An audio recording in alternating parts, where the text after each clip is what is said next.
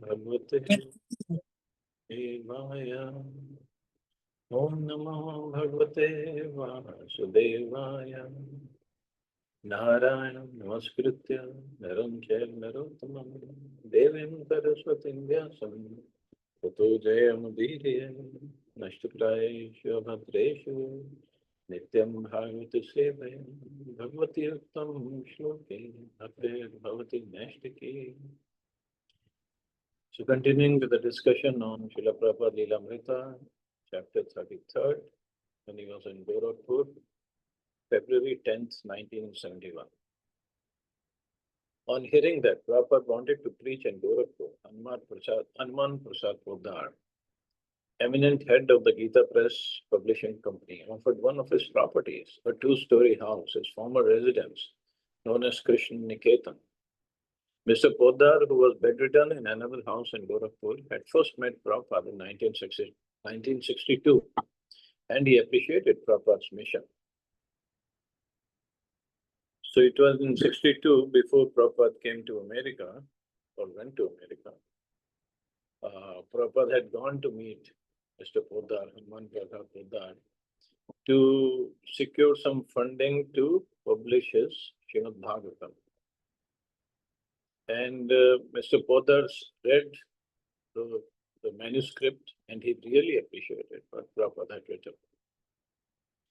When Prabhupada received permission to use the Krishna Niketan, he acted quickly. It was not proper, he said, that the deities of Radha and Krishna he had brought from Calcutta had been packed away in a trunk after the Ardha Kumbh Mela. They had already been worshipped, so the worship should not be stopped. The deities have to be installed tomorrow, he said. And he put Kaushalya and Nandakumar in charge of the preparations. Seeing that Nandakumar and Kaushalya needed more help, Prabhupada called for all his disciples, and soon 20 American devotees were scurrying about, preparing for the next day's festival. Prabhupada directed the devotees in cleaning the temple room from ceiling to floor and in building the altar. He asked Himvati to donate her fanciest sari, which he hung like a curtain before the table that was to be the deity's altar. The altar needed a backdrop, he said, and while Kaushalya stood on the table, he handed her pieces of colored fabric to arrange against the wall. The backdrop completed, Prabhupada took a rug a devotee had brought in Allahabad and placed it over the table altar. See how innovative this was, the whole thing. Like Himvati Mataji, Prabhupada asked her, okay, give me your best sari and use it as the backdrop. And the devotees just were used to do anything for Prabhupada, whatever Prabhupada wanted, and they were just ready to do it. And this is how actually in one of the incidents, not when Prabhupada, after, later on, much later, in Gaudiya Math, in Mayapur. So that somehow it was told to ISKCON devotees. So Gaudiya Math, in Mayapur, one disciple asked his guru that how come ISKCON is doing wonderful progress, and but Gaudiya Math has been now has so many factions, so different maths have appeared. So he was like, in our math we don't do that. We haven't done that much progress as ISKCON has. And whenever we go to Mayapur, you'll see ISKCON has a huge property, big temple, and the Gaudiya Maths who have been there for longer than ISKCON. Their temples are very, very small temples, just next to ISKCON boundary wall. So that Guruji, he said with all sincerity, he said, because Prabhupada's followers, they're just completely dedicated to serving Prabhupada. That's why ISKCON has made so much of progress. And it is true. Look at these devotees. First, they're Americans living with Prabhupada. First, they went to Ardha Kumbh Mela, which is very austere. We were there just for 2 days. It's very, very austere. What they were doing all the services, they were staying with Prabhupada just to serve Prabhupada. And now traveling all over India, Gorakhpur, where they hardly had any place.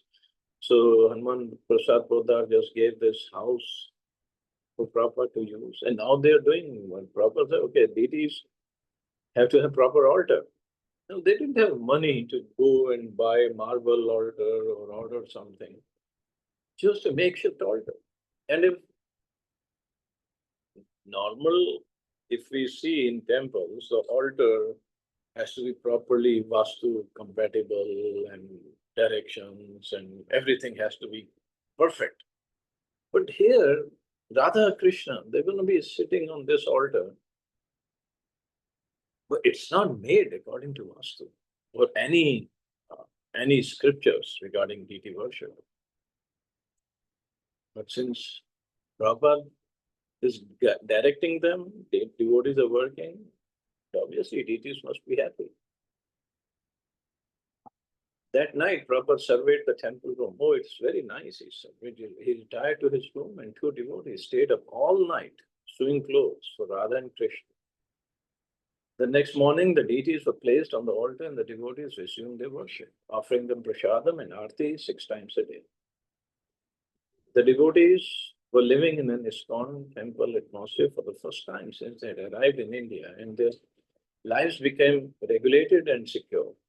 The weather warmed, and the devotees, many of whom had exhausted their health in Allahabad, felt relief.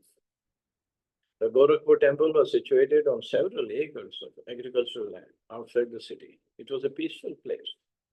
During the day, Prabhupada would rest as the sunshine came through the window and warmed his body. In the evenings, guests would come for Kirtan and Prabhupada's lecture. Speaking on the 6th canto of Srimad Bhagavatam, Prabhupada referred repeatedly to Sridhar Swami's commentary from the 14th century. Sridhar Swami said, simply by chanting without any regulative principles, one becomes liberated.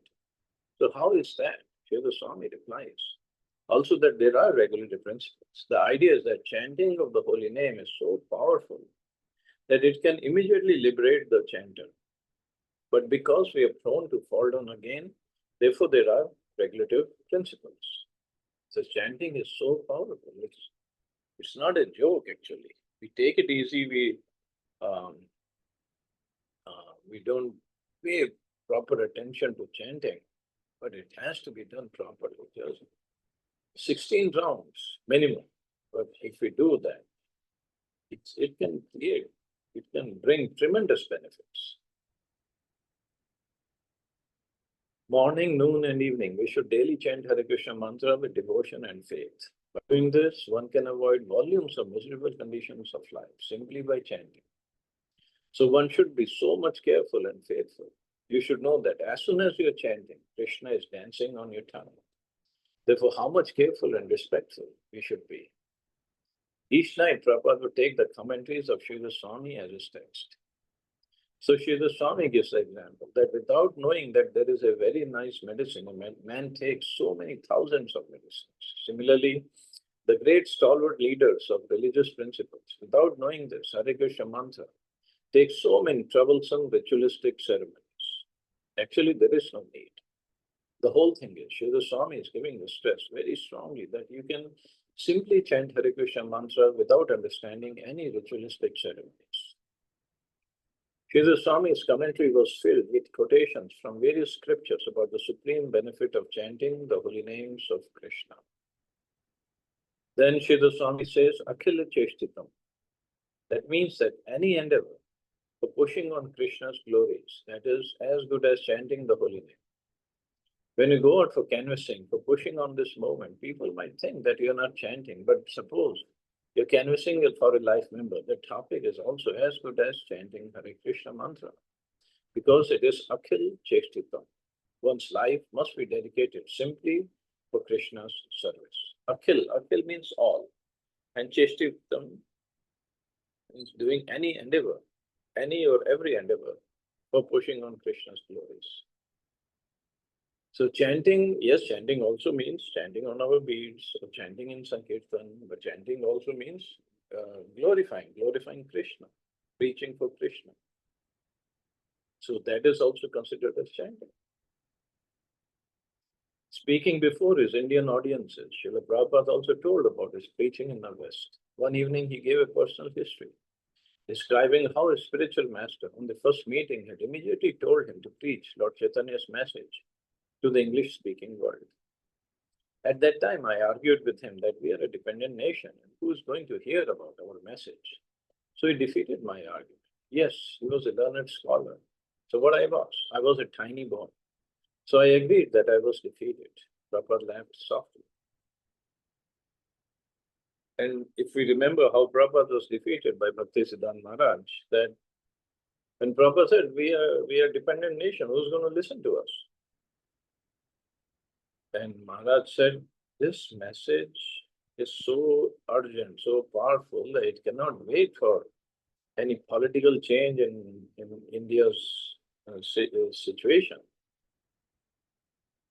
And moreover, anything material is changeable. It is going to keep on changing. So we cannot wait. So this is, of course, that argument was a little longer. I'm just summarizing it. Maybe once again we can read it later. But Prabhupada was convinced. Prabhupada told about his business years in Allahabad and how he again met his spiritual master and became initiated. He told of starting back to Godhead in 1944, of taking sannyas, and of finally traveling to America in 1965. He mentioned his struggles in New York City and how the first boys had joined him when he started this movement in a storefront on 2nd Avenue. So practically we began work from 1968. In 1966 I started, but in 67 I became very sick, so I came back to India. And I again went there in 1968. Practically this propaganda work began vigorously from 68. From 68, 69, 70, this is 71. So 3-4 years, all these branches have grown up. And now practically throughout the whole continent of Europe and throughout America, they know what is Hare Krishna movement due to our propaganda. Early each morning before sunrise, Prabhupada would sit in the temple room before his disciples and lecture from Srimad Bhagavatam. And each morning the lights would go out, leaving everyone in darkness. It was a typical Indian power failure. And Prabhupada would stop lecturing while a devotee lit 2 candles by his Vyasasana, candles on the altar. Long shadows would mix with the luminous gold of Radha Krishna deities, and Prabhupada, wearing spectacles and holding open the Srimad Bhagavatam in his hand, would appear wonderfully mysterious. One morning, Srila Prabhupada sang a new song, Jai Radha Madhav. I will teach you this song, he said, reciting the first line. He had the devotees repeat it again and again, one line at a time. He went through the song. Sorry, some construction work is happening on the roof, so some background noise will be there. So he first time sang Jai Radha Madhav in Gorakhpur. Now it is a tradition. Before every ISKCON class, we sing this Jai Radha Madhav. Jai Radha Madhav Kunj Bihari, Gopijan Vallabha Girivaradhari, Yashoda Nandan Brajajana Ranjan, Yamuna Tira Vanachari. They should know it, he told them by the next morning. Only a few devotees managed to memorize the song. So the next morning, Prabhupada went through it again, line by line. During the evening lecture, he explained the meaning of the song. Jai Radha Madhav Kunj Bihari. Krishna is enjoying in Vrindavan. That is a real picture of God. Simply enjoy. The Vrindavan Leela of Krishna is a perfect presentation of the Supreme Personality of Godhead. He is simply enjoying. All the inhabitants of Vrindavan, the gopis, the cowherd boys, Maharaj Nanda, Yashoda, everyone is simply anxious to know, how to make Krishna happy. They have no other business. The residents of Vrindavan have no other business than to satisfy Krishna. And Krishna has no other business. Yashoda Nandan Brajajana Ranjan, Yamuna Tira Vanachari. He's acting as a little son of Yashoda, and his only business is how to please the residents of Vrindavan. Yashoda Nandan Brajajana Ranjan Yamuna Tira Vanachari. He is wandering the forest of Vrindavan on the bank of Yamuna. That is actual, this is the actual picture of the Supreme Personality of Godhead. But Brahma, Indra, big demigods, they're also bewildered. They're sometimes mistaken how this coward boy can be the Supreme Personality of Godhead. Just like some of us think like that. But those who are thinking like that, for them also there is a manifestation of Krishna's supremacy. Gopijana Vallabh Girivaradhari. Although he is engaged in pleasing the residents of Braj, when there is need, he can lift up the Govardhan hill at the age of 7 years, or he can kill the Putana at the age of 3 months. So many demons used to visit daily. Krishna used to go with calves and cows with his friends in the forest. And every day, Kansa used to send a demon to kill him. Agasur, Bakasur, Enakasur, so many. So also Krishna is playing just like a cowherd boy. The supreme mercy as the supreme personality of Godhead is never absent there. That is God. God is not created by meditation. God is God. God is never manufactured. You should know this. So these days, or even earlier also, there is this misunderstanding. You meditate, you realize, then you become God. That is Mayavad philosophy. But as Prabhupada said, God is always God. When he was born, he was God. When he was little, he was doing his pastimes like killing Putana and so many. He was still God. He didn't become God. And we don't become God. Nobody can become God. Not by meditation, not by anything else. God is never manufactured. But Mayavad philosophy, this is what they say, and this is how they attract people, and people all say. Then they use so much of word jugglery. In the end, it's all defeated. Actually, it is defeated. But they don't understand. We don't become God. We are servants of God. We have forgotten we are servants of God, and we just have to revive that mode of servantship. On the third morning, after introducing Jai Radha Madhav, Prabhupada again sang it with the devotees responding. Then he began to explain it further. Radha Madhav, he said, have the eternal loving pastimes and the groves of Vrindavan. He stopped speaking, his eyes closed, his closed eyes flooded with tears, and he began gently rocking his head. His body trembled. Several minutes passed, and everyone in the room remained completely silent. Finally, he returned to external consciousness and said, now just chant Hare Krishna. So it was the first time he showed his ecstatic feelings. Although he had his eyes closed, he wasn't displaying anything a bit more than that. But this is what happens when one is in that position, proper purity, complete surrender, completely in love with Krishna. No artificial mood, no artificial sentiments, nothing. Just pure love. After this, the Radha Krishna deities of Gorakhpur became known as Shri Shri Radha Madhav. Kaushalya would regularly wash the temple floor while Prabhupada gave his Srimad Bhagavatam lecture. One morning, Prabhupada interrupted his lecture. Just see this girl, he said. Kaushalya was down at the other end of the room scrubbing. This is first-class service. The next day, Prabhupada called Kaushalya forward. Every morning, you're washing the floor so nicely, he said. But this morning, you're washing the floor like a crow takes a bath. Prabhupada shook his hand, as if flicking water about. You do not know how to wash the floor. I'm going to show you. Prabhupada came down from his Vyasasana and walked to the other end of the room, followed by all the devotees. Where's your bucket? Kaushalya brought over her bucket. Prabhupada asked for a rag. She gave him hers. He then crouched down and started scrubbing. This is how you wash the floor, he said, with lots of water, and you do it a section at a time. It should be done in 2 stages, first with the wet rag, then with the wrung rag or a dry rag. The devotees stood in amazement, watching. Several times Prabhupada repeated the procedure, washing a section of the floor and then drying it, careful not to touch the clean area with his feet. See, he said, that is expert. When Tamal Krishna requested Prabhupada to move on to Bombay and bigger preaching, Prabhupada replied, let us see if Krishna wants us to have this place. Hansadutta also became restless to preach, and Prabhupada sent him with a group of brahmacharis to Aligarh and Agra. See, Prabhupada was teaching everybody everything, and he's teaching Mother Kaushalya how to wash the floor, how to clean the floor in India. Because in America, they use vacuum cleaners. But in India, we know it's different.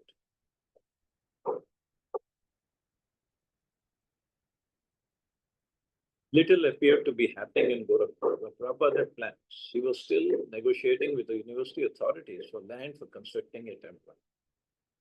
If we are successful in our attempt, it will be unique in all the world, and soon more and more college campuses will follow. And if we can establish a seat of Krishna consciousness, then students may take their doctorate degree in Krishna consciousness and go out and preach all over the world. Prabhupada had three goals: to reach the Gorakhpur University students, to introduce Kirtan into the factories, and to introduce Kirtan into the homes. The main obstacle was lack of commitment from the local people. Many were willing to attend his evening lectures, but to actually surrender time, money, and energy in the service of Krishna was more difficult. At least the Radha Krishna temple was near, it was lively, and Prabhupada hoped that actors of Gita Press would turn the Krishna Niketan building over to ISKCON permanently. So he was hoping that. But even Prabhupada had three goals, it said, to reach the Gorakhpur University students, to introduce Kirtan into the factories, and to introduce Kirtan into the homes. So even although Prabhupada is pure devotee, fully surrendered, and he had desires, but not that all his desires were fulfilled. So we have to understand this part also. Prabhupada, he did wonderful, amazing, revolutionary movement he has created. But still, at the end of the day, it's whatever Krishna wants. It doesn't happen otherwise. Whatever Krishna. Cool. Prabhupada had his desires, how to serve Krishna better, the best way he can. But at the end of the day, it's whatever Krishna wants. That is going to happen. And here Prabhupada installed the deities of Radha Krishna, called them Radha Madhav, in Gorakhpur. But now we don't even have temple in Gorakhpur. I don't know what happened to that temple or to that place, or where the deities moved afterwards. I don't know. But we don't have temple in Gorakhpur.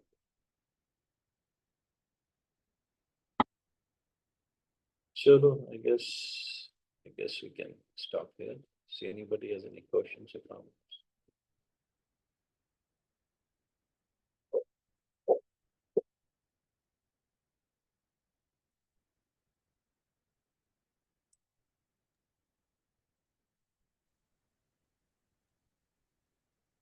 Thank you, Prabhuji. Hare Krishna. Thank you, Prabhuji. Hare Krishna. Hare Krishna. Jai Prabhupada. Jai Shri Ram.